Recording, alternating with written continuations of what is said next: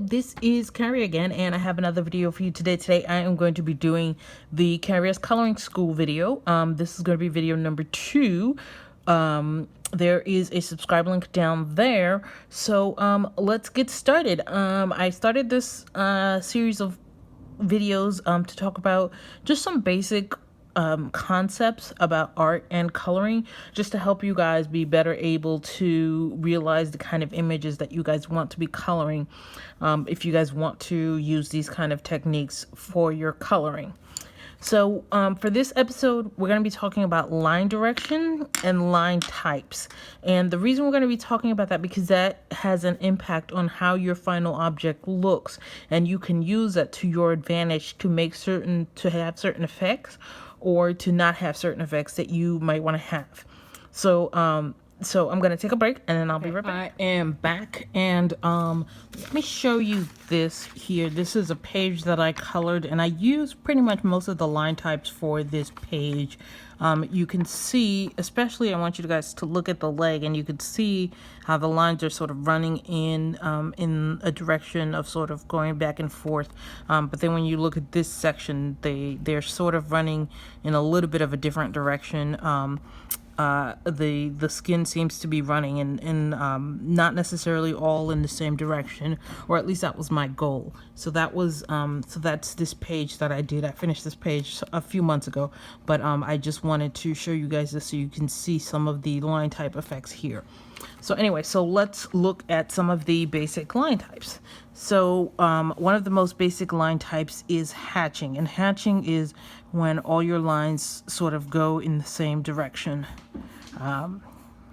So they all go in the same direction in this sort of similar pattern, and they all seem to go in this the same direction.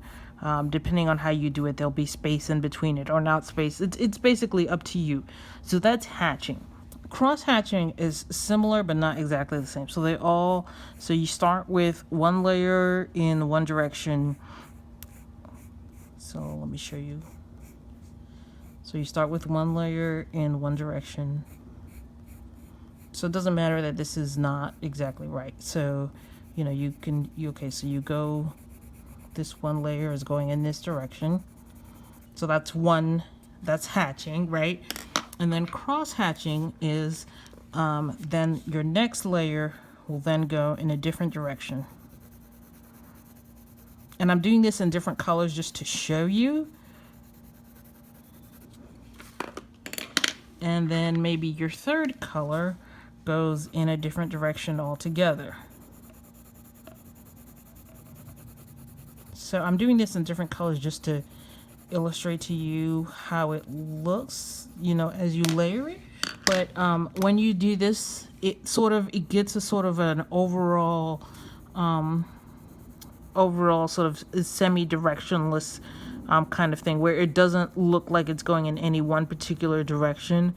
Instead, the lines seem to have a more uniform shape once you finish with this. And let me do some more, just a little bit more, just to illustrate to you how it sort of looks. Especially, I want you to look, especially, not towards the edges, but just look, especially in the center, where it all seems to be just sort of muddled and all, not necessarily going in one specific direction. And that's an effect that you want, and you can use that effect for various things. If you don't want the line directions to show, you can use that to your advantage, and then you can use hatching when you want the line directions to all show. Another way that you can have it not show the direction that the lines is going is by doing small circles, and this is really popular, except that I'm not very good at this, and it's supposed to have a more even look when you do this, but I don't know if my circles aren't small enough, but I can't ever seem to get it to be perfectly even. So I really only use small circles for when I'm using spaces that are too small for cross hatching. But the end result of this is supposed to be to give you a balanced sort of uniform look. And I'm going to move this a little bit closer to see if you guys, you know, to show you guys the difference. Now it's a little bit unfair because this is all done in one color, whereas the cross hatching was done in multiple colors. Actually, you know what, let me do a small section of the cross hatching here, all in one color, just so we can see what it looks like all in one color.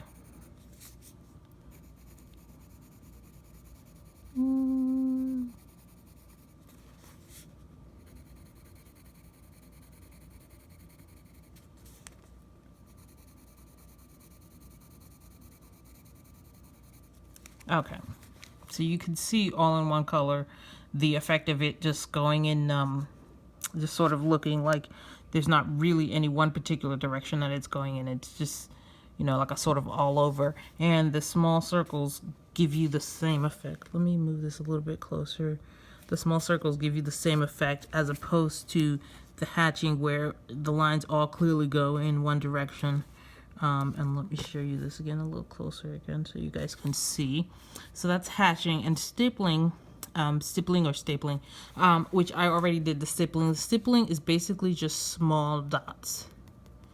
And I did this in advance, in part because this is a very sort of time consuming, and I used a fountain pen, which each dot is a little bit stronger on the fountain pen than on using the colored pencil, but only to show you the effect and how you can use stippling in shading. So when you do the stippling and you have an area with less dense dots, and then a little bit more dense, and then a little bit more dense, and that's how you can create shading with the stippling.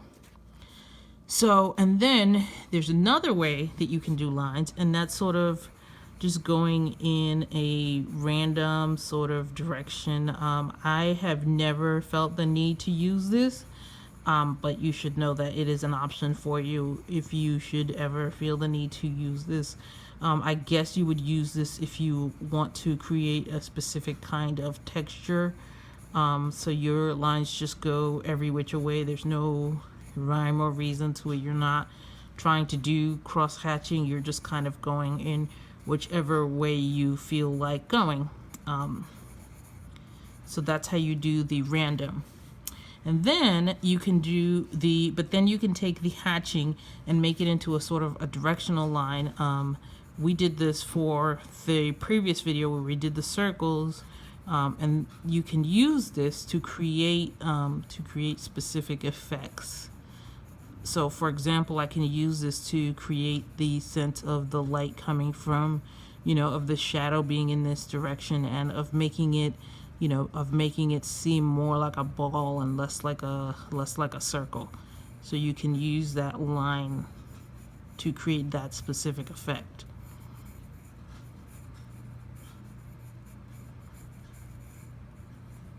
So this is not very good because we did this in a previous video, so I'm not necessarily trying to illustrate the concept in this one so much as I am trying to, reinforce what we already did and how that works. So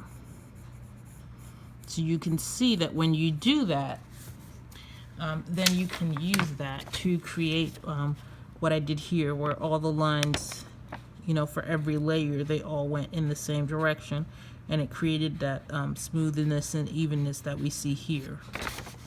So that's how that works. And then you can use this sort of hatching and cross hatching to create specific effects. So let's say you're doing a tree and you want it to, give it length and to make it look vertical. You can do that with your tree, and you can put all the lines in the same direction. So doing it this way, we're putting all the lines in the same direction. And then you can see, like, when you do that, it still maintains that, even as you start to fill it in, it still maintains that directionality in the resulting coloring that you did. So likewise, you can take a section and do a cross hatching. Oh, it's going to show I colored in and then I erased it, so it's going to show my erasure, but you can ignore my, you know, my colored line and then erase it. You can ignore that. And then this will create a different result than if you did everything in the same direction. So for example, then I can go in this way.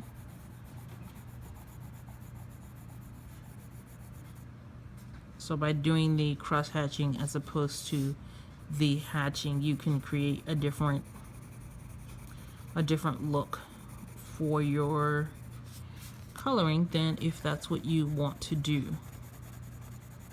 So, and then different people have different styles and how they prefer to do things. I find my zen and I find my happy place most with the cross hatching. So cross hatching is what I normally do, except when I'm trying to create directionality, and then I will use just the hatching. And that's mainly how I do my coloring and how I get my results. But you'll find what you prefer to do. I know a lot of people, especially a lot of professional artists, do prefer to use these small circles, and you can definitely see that the small circles do seem to give you like a very sort of even kind of a image if you do it. But I find that I don't enjoy it as much as I enjoy the cross hatching, and I find that the cross hatching gives me the most pleasure for myself. But you can create a worksheet just like the one that I did here, and you can try all the different techniques and see which ones you like best and see which ones you want to use for different things. And you can even take the same object and then create, you can take the same exact object and do different parts in different styles. So you can, for example, you can have, let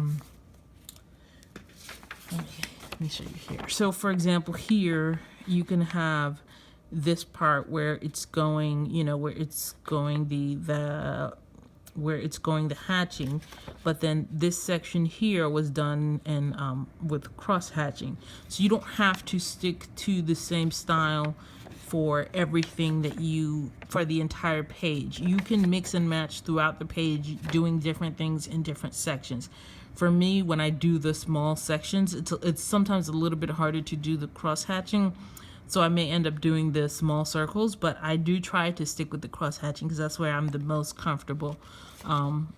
You know, or for other sections, I'll do different styles. Like for here, I did like, you know, just going out and then very lightly going around it. So you don't have to stick with one specific style for the whole coloring page. You can do the same style. You can do different styles in the same page. You can do it in, so anyway, I just wanted to show you guys, because somebody mentioned in the comments of a previous video that they were not aware about the cross hatching. So I just wanted to show you guys this so you guys can see the different effects that you can create just by your line direction, and just by the choices that you make in terms of how you want to make your marks. And I hope you guys found this video helpful. Let me know down in the comments if you have any questions.